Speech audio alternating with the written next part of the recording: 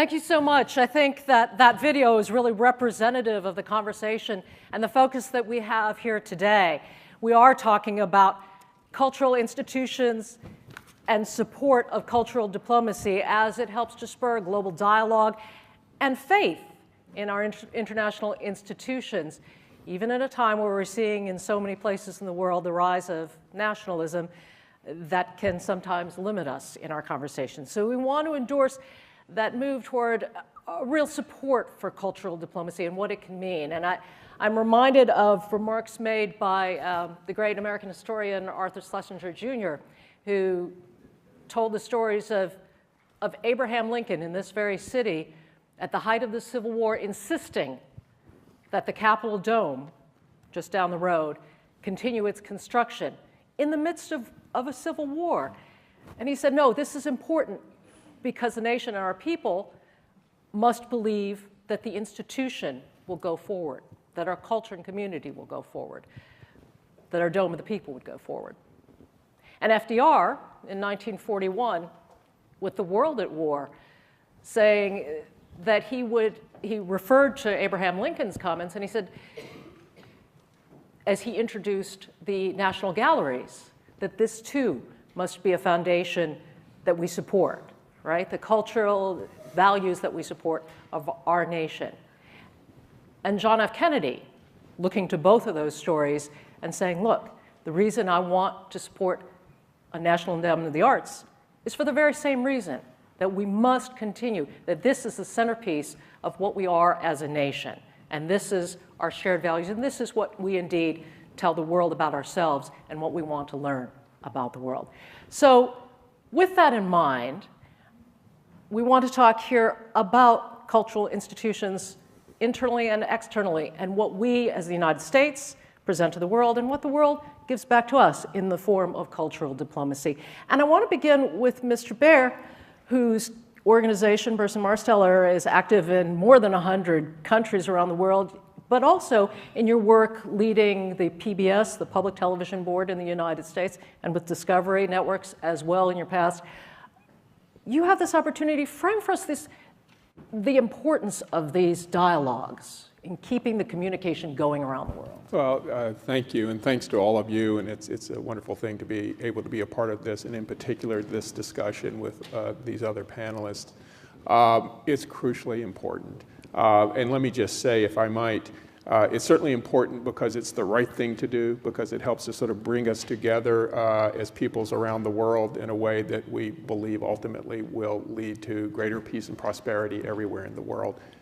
For us, it's important from a business standpoint also. And to invoke the cliche, we have to think globally and act locally and find the way to sort of bring those together. So we're in 130 countries around the world. And someone asked, how do you succeed? And I said, we work really hard. But aside from that, 70% of our business in those markets around the world is local. 30% of it is global or international and multinational. And we have to be able to be ingrained in those local cultures and to have talent, people who are from those places and understand the business practices and the government practices and everything that's happening there and the cultural practices and be able to reflect that back to the people with whom we work. So all of this is important and feeds together. I would tell you that we also go out of our way to engage in pro bono work that is designed to do precisely what we're talking about here, which is to sort of find ways to weave people together across the divides. And I think a great deal of culture it's one thing to talk about cultural institutions and art and cultural output, which is crucially important, but at the end of the day, it's about how do you touch the hearts of people and sort of in their minds and sort of bring them to a higher level of understanding of what we have in common rather than what divides us. And so we have 3 very big pro bono activities that we work on around the world, each of which in its way is designed to do precisely this. We work for Girls 20, which is an organization that is mirrors the G20 and is designed to help to drive the economic empowerment of women and girls around the world. We work for Seeds of Peace, which of course is a group that brings together young people from conflict areas in the world so that they understand one another better and can go back out as seeds planted into their cultures so that hopefully a spirit of coming together is able to grow. And we represent Special Olympics, whose whole purpose is to basically connect people across physical lines that might otherwise divide them everywhere in the world through sport. So to me, and again, I've seen this, my work at Discovery, one of the things that I remember early on when I got there and I was proudest of that we did was a series called Watch with the World. So Discovery realized that it was in 180 countries around the world. It was the most widely distributed pay television platform in the world, still is today. And that we had the potential to do programming, nothing controversial or provocative, great programming about what was happening in the world. The first one we did was on Cleopatra's Palace that had sunk into the harbor of Alexandria Harbor in Egypt and was being sort of excavated at that time. There's a great documentary done on it. But to be able to do that in prime time, so not simultaneously, but in prime time, everywhere in the world. You know, with the idea that audiences everywhere in the world could experience this common cultural heritage. And obviously PBS, interestingly, both imports and exports great culture from around the world, as we know. And I think in the process of doing that, and we were talking earlier about something that's coming up that maybe Megan wants to speak about, in the process of doing that, is able, I think, to help people in this country have a greater sense of their cultural bond and link with people in other parts of the world and vice versa, to sort of share what we are at our best culturally with the rest of the world. That seems like a perfect moment for Ms. Beyer to step in. You lead the President's Commission. Thank you. And you have, he's actually teed you up here. I specialize in these segues. So good at it. So I'm Megan Beyer. I'm the Executive Director of the President's Committee on the Arts and the Humanities, and we took a trip to Cuba. And so I'm going to start, we have some photos, and I'm going to sort of take you through that little trip. Because to me, you know, cultural diplomacy is like art. It's not transactional. It's not overt. It is a dance. It is a seduction, or as the great diplomat Smokey Robinson would say, it's a love affair. Just 1 month after President Obama made his eloquent Todos Somos Americanos speech in Havana, we arrived with the chair of the National Endowment for the Arts, Jane Chu, the chair of the National Endowment for the Humanities, Bro Adams, and the Smithsonian chief, Dave Scorton, along with a virtual invasion of American artists. Some very famous faces here. Very famous faces. We had ballet dancer Lourdes Lopez, violinist Joshua Bell, the inimitable Usher, the legendary Smokey Robinson, Down and Dirty Dave Matthews, opera singer Larissa Martinez, a Tony Award-winning Jersey boy, John Lloyd Young. And while they had fun, we went to those meetings you just saw. Very tightly scripted, pomp and circumstance kinds of meetings where we, hashed out 7 deliverables we hoped that we'd be able to announce at the end of the trip. Meanwhile, our artists were out visiting barrios, teaching children in schools, visiting art institutes. The people went wild over them. They were interviewed by the press, they were embraced by the people, and Smokey Robinson had the best soundbite that was all over the papers. This is the beginning of a love relationship. So all night, we feasted together. After those meetings, we'd come together with the artists, and we'd have Cuban cuisine, we'd dance, we had mojitos, a few cigars were smoked, culminating always in music. And then every morning at those stiff bilateral meetings, we could tell that our Cuban counterparts had heard everything about what had happened the night before. There'd be that wink or you need another cup of coffee, or a little pat on the back. And they loved the fact that we were dancing, singing, and getting to know everyone. The final night was meant to be a concert by the Cuban artists for our artists, from Santorini percussion groups to a rap group. But what happened was, by the end, they all knew each other so well that Dave Matthews, Smokey Robinson, Usher charged the stage, and they ended up dancing and singing until, there's some photos of it here, until 4 in the morning. And so the next day was our conclusion at the Grand Teatro, where the president had made his big speech. We sat as friends, exhausted, about 80 Americans on one side, 100 Cubans on the other. And it really was a moment of triumph because we got to announce those 7 deliverables we'd been hashing out in all those very stiff meetings. But at the end of it, and none of these deliverables were earth-shattering by any means, but they were a first step, a first date. We got some traction going with some government-to-government collaborations. So our chairman at the end said, we applaud the Cuban people. And you see here, our delegation just kind of spontaneously stood up. And what was so amazing was the Cubans, who, if you know, governments like these rarely do anything unscripted or not okayed. They all stood up, and we just sat there applauding each other. And I have to say, it felt like a beginning, or as Smokey would say, it felt like the beginning of a love relationship. So I think, I wanted to take you on our little travelogue to let you see kind of, what happens with cultural diplomacy. It's heart to heart, people to people.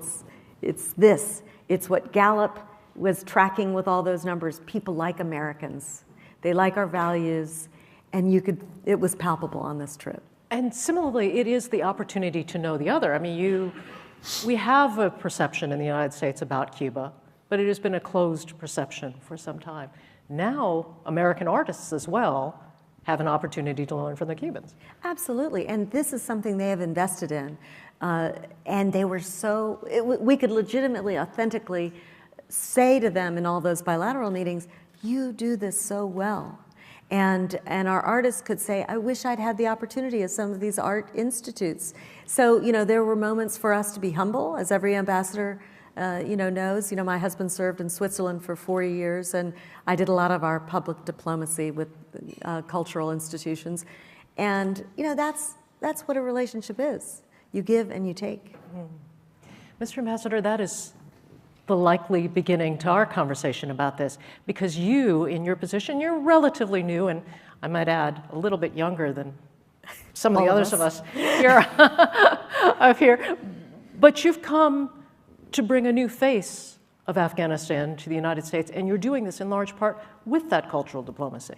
Absolutely.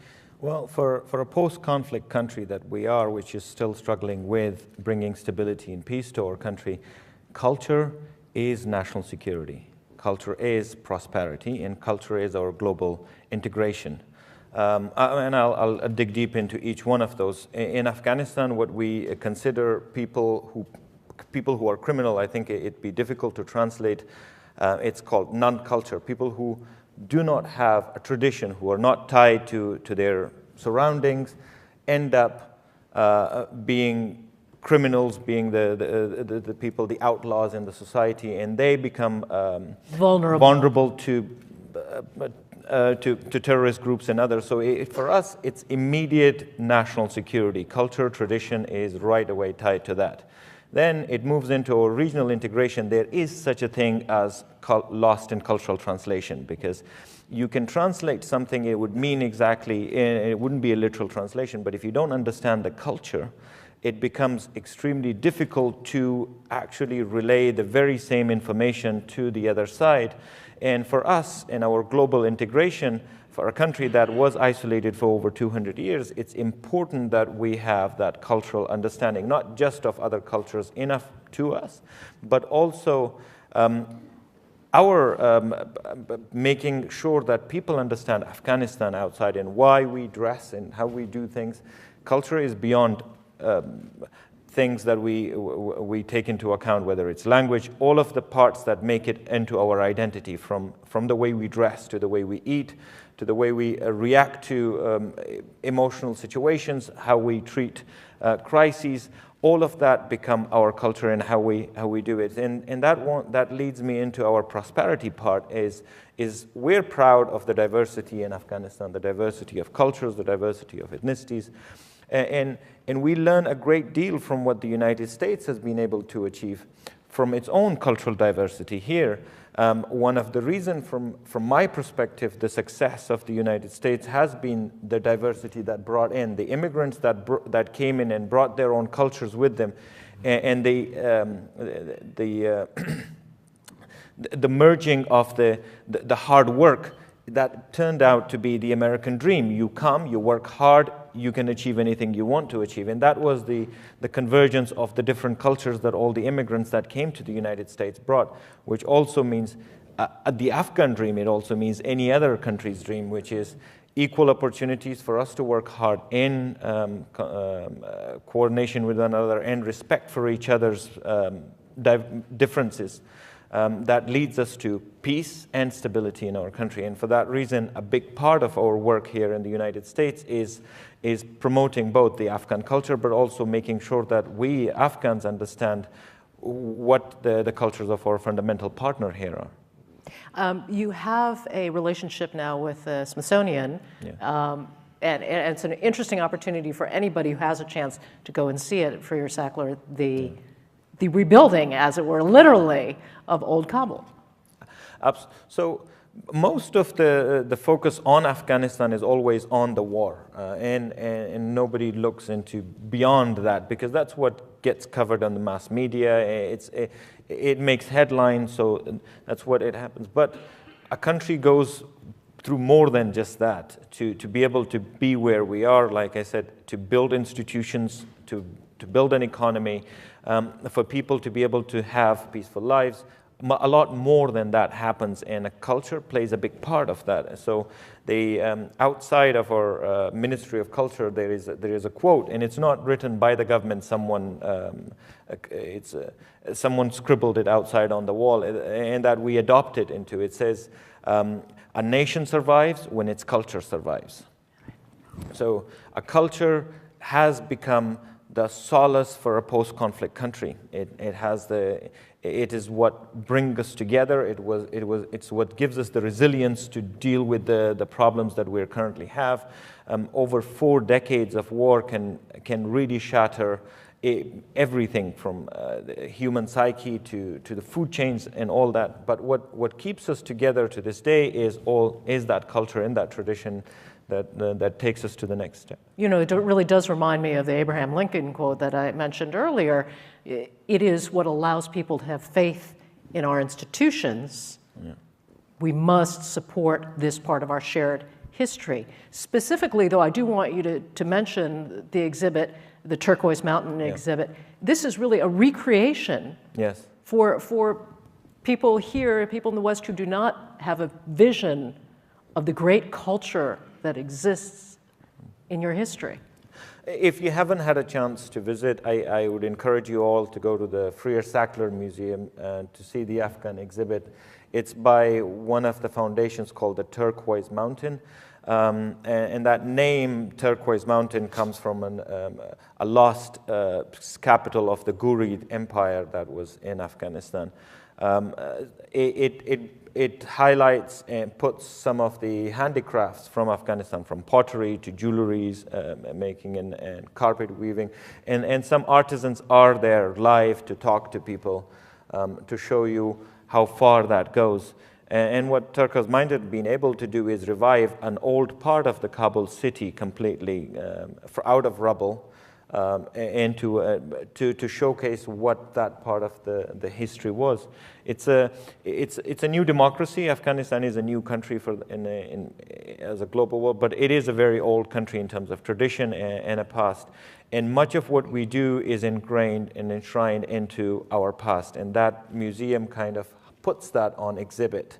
This exhibition puts that to be able to see the past of Afghanistan and what gives us hope to a better future. Mr. Beyer, can you speak to that and what that does for a nation as it tries to rebuild both its institutions and its image? Well, I think of all this in terms of people, right? Because at the end of the day, institutions are only the reflection of all of our people, and they are things that we invest our sense of common purpose in. And so I think what culture does, and the same, by the way, is true in terms of its image abroad. We're really talking about the image of the people. one by one, group by group, family by family, community by community. And to me, I think, as you've suggested, Ambassador, making sure that there's a strong sense of culture and what is shared more than what divides us is crucially important for people, in particular when they are in a form of recovery and trying to come back and remember what has been good, but also be able to translate that forward into where their future is going. The other thing that is almost universally true about cultures, no matter how diverse or undiverse our countries might be, they're a mashup, right? Culture is not sort of one monolithic thing in any country. I mean, look at this country. Ours is, you talk about us being a nation of immigrants. I mean, I don't know where it's a mosaic, right? It really, or a tapestry is maybe a better way to think about it. It's all woven together, and sure, you'll come to a part that looks a little different here than this part over here, but you can't appreciate the whole without looking at the whole and understanding it and then understanding the pieces. And that mashup is so crucially important. So I think that also helps any kind of culture and country that is feeling a need for recovery, because we all have to understand that the culture is not one thing that we have to adopt and accept. It is many things that we have to wrap ourselves in. And enshrine. You know, there was a conversation about Iran and the worry about changing the culture. And I think that I worry about American culture. You know, my kids don't understand the idea of America the way I grew up understanding this idea of America and this, you know, changing world that we're in. There's a rejection of some of the institutions that were very strong when I grew up. So, you know, I do think it has to be a dynamic thing, but I think there's a great example of a country that does put culture first, and where they don't really have much else, and that's what we took away from our trip to Cuba, that they put a lot of money and resources behind the arts and education, and meanwhile people are making $20 a month. There's, you know, there are a lot of things that they don't have on Maslow's hierarchy of, you know, shelter and food, but they've got, the government has been very strong about the culture and the investment in culture, and to see a country that has so little else, and yet this investment in the culture has kept them together. But this is not true in all places or in all organizations for that matter. No. There isn't always complete support and faith that this is a worthwhile investment. What do you say when people say, look, you know, that's lovely, you and your paintings and your art and your dance and whatever, but people need to eat. Yeah. You know, what do you say to that? What do you say when the terrorist threat, things like that? We've got immediate concerns here.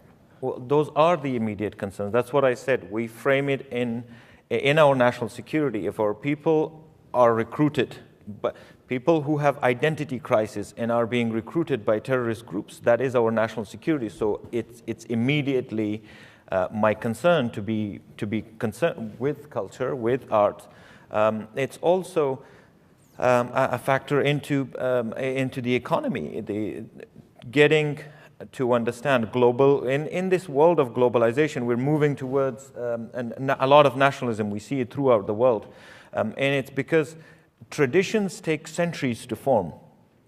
But in this globalized world where technology is so much faster than tradition can catch up, we're seeing more individualism, and we're seeing more fear, we're seeing more nationalism. The cultural work brings us back to catch up, to be able to bring us back to stability. The world would not be stable if we didn't catch up with tradition. I look at the Renaissance as being a period where this little printing press, you know, kind of reordered everything, and it was a time we would not wanted to have lived through, because I think there was the same sense of fear of change. But if you look back at the Renaissance, you are blinded by the arts. And I think that what you're saying is that it's a guidepost. And, you know, I see this next generation feeling a bit adrift. And the arts and our culture, you know, maybe we need to think about, you know, putting them first as a way of getting through this very difficult time of change, just as happened during the Renaissance. You know, there has been this period we have seen the infliction by such groups as ISIL against cultural landmarks through the world. It is a form of really cultural terrorism, is it not? It drives home the we will destroy who you are as a people. Well, yes, we have seen that.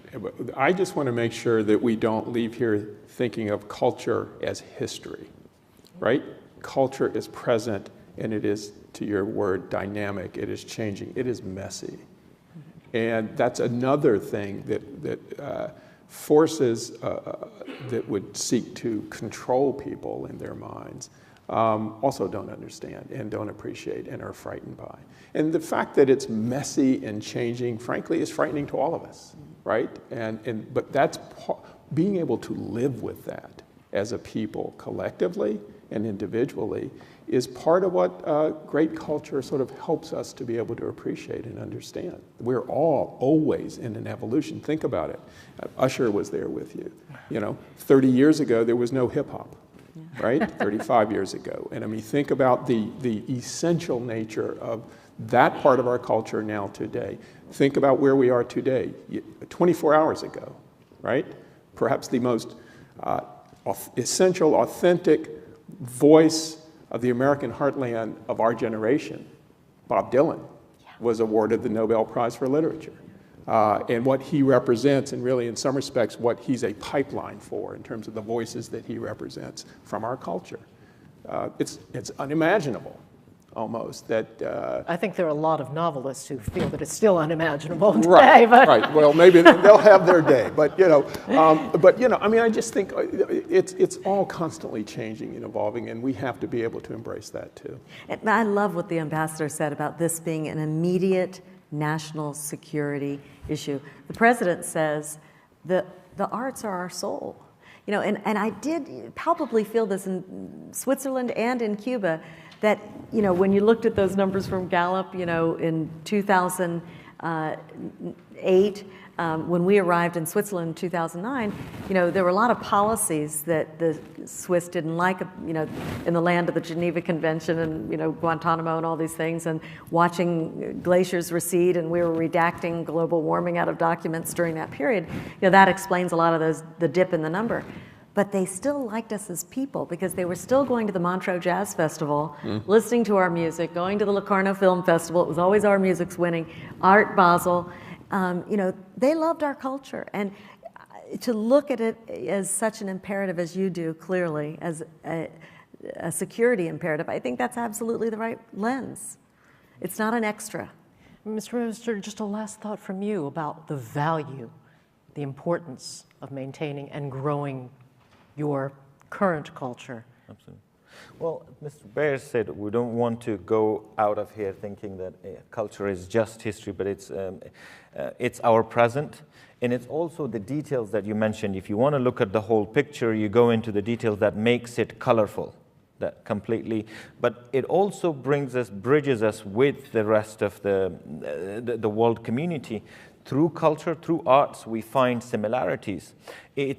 We may do things differently, but we do it differently because the circumstances that make us, that are around us, our environment around us, make us do those things differently. But we all do that because it's a necessity for living our lives. Through culture, through art, we come together and find those similarities. And that's when we start to notice when it's in humanity, there are more commonalities than there are things that divide us. And we all can learn from that. I thank you all very much for this conversation. We hope you enjoyed it as well. Thank you.